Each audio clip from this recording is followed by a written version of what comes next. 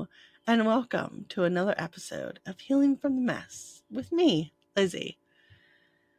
Today I kind of want to talk about my mother's mental illness. I have been doing a lot of research into the illness she has, which is paranoid schizophrenia.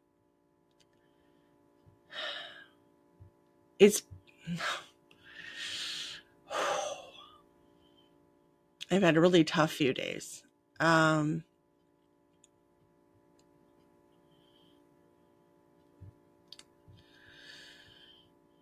trying to be gentle with myself, and I'm trying to remind myself that she is an adult. She is responsible for her health, her mental health, her care. And there's nothing I can do. Oh my gosh. It's going to be me crying a lot, probably. It's hard for me being the empath that I am. I feel like a bad daughter. I feel like a failure. I feel helpless.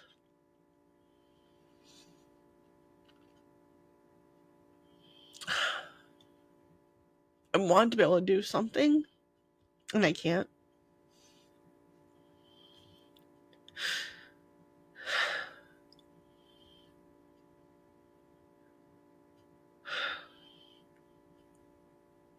I love her so much.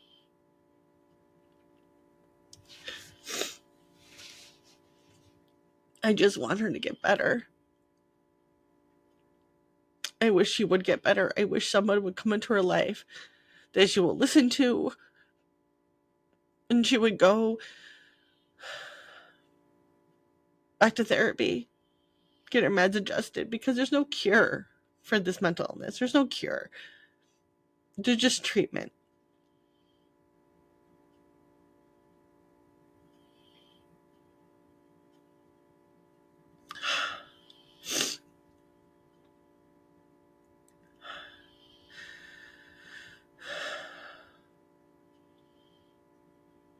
I feel scared.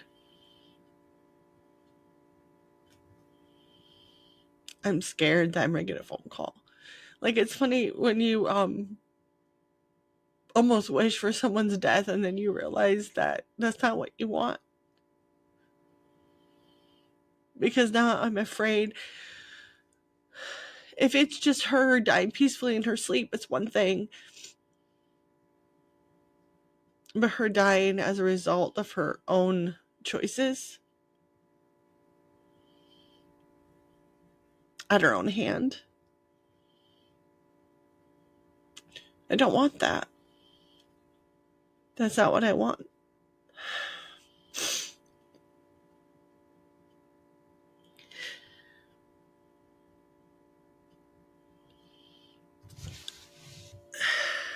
I know I shared on my Facebook page what I wrote yesterday, but I want to share what I wrote today. I am not okay. Too many thoughts in my head to sort through, and I need to sort through them.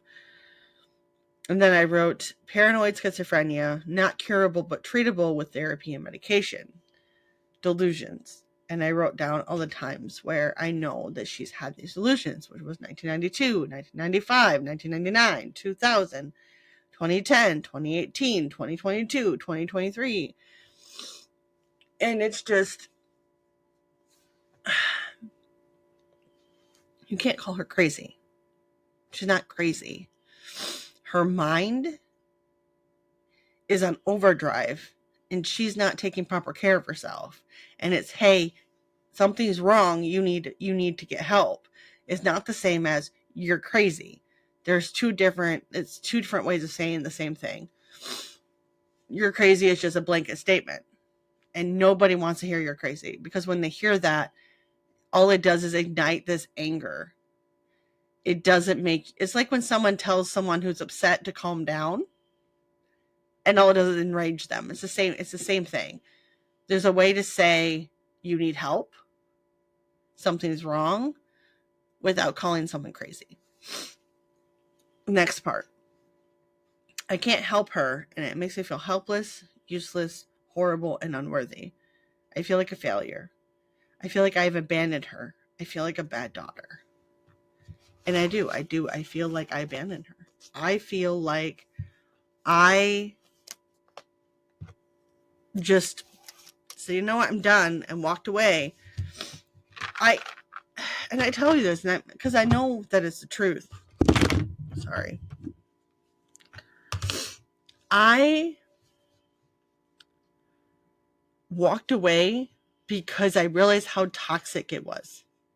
I walked away because I wanted to protect my kids from my mother's mental illness. No one protected me and my brother from her. Nobody protected us. My dad tried the best he could. He did. But he had a soft spot. It's funny that I was told my dad was, he's emotionless or he's emotionally unavailable. My dad had a lot of empathy. And he really had a lot of empathy for someone who was mentally ill because of his sister. So he did not do anything. He didn't want to punish her. He felt like if he took us away from her and didn't allow her to see us, he was punishing her. And that's not what he was about. So I'm protecting my kids in the way my dad couldn't protect us. And with the manipulation, with the lies, with the I'm going to make you think your dad hates you and thinks the worst of you so that you only come to me.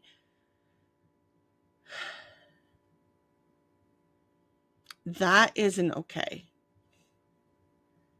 And I realized if she could do that to me, she could do it to my children. And that's why I left.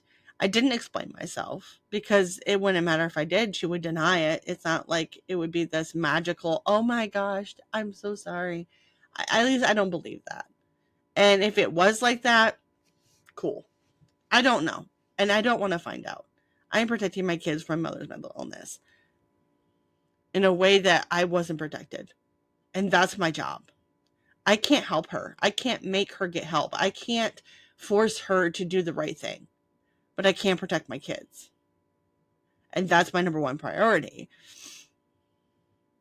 I do not hate my mother. I love my mother. And I wish there was something I could do. But I feel like she's going to deteriorate more. I mean, we've been going through this for what? I don't even know what year we're on. Year 6. I mean, 2018. It started 20. It's been going on since. I mean, 2018 till now, it's just gotten worse. And it's continuing to get worse. And she's going to continue to deteriorate. And having to face that reality.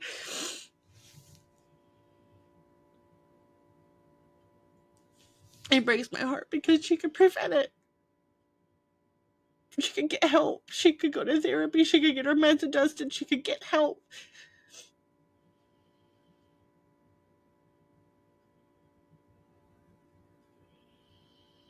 She's going to deteriorate and she's going to die. And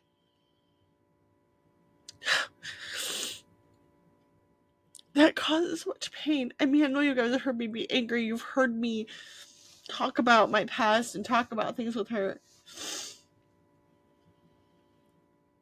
But underneath all of that is love.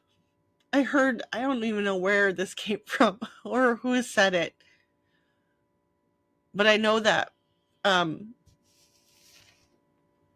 this woman on TikTok said it because she heard it. And it's anger is love disappointed. Underneath that, there's love. Anger is a emotion that has a bunch of other emotions underneath it, right? So anger is not the primary emotion. It's not primary. It is the result of all these underlying emotions.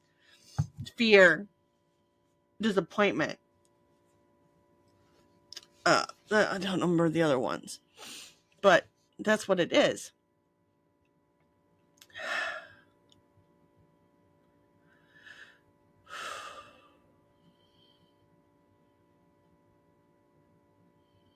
I may be upset, but I want you to know that it's because I love her. It's because I wish things were different.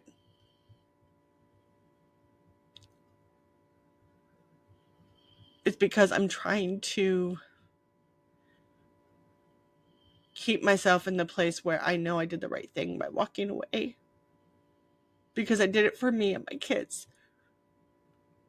It doesn't mean I'm happy about it. I'm not. I hate this more than,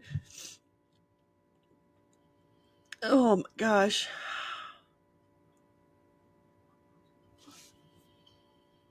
I hate it. But it is the reality. Anyway, I just wanted to come on here and talk about this because I needed to get out of my head. So thank you for listening. And I hope you will join me next time for another episode of Healing from the Mess with me, Lizzie.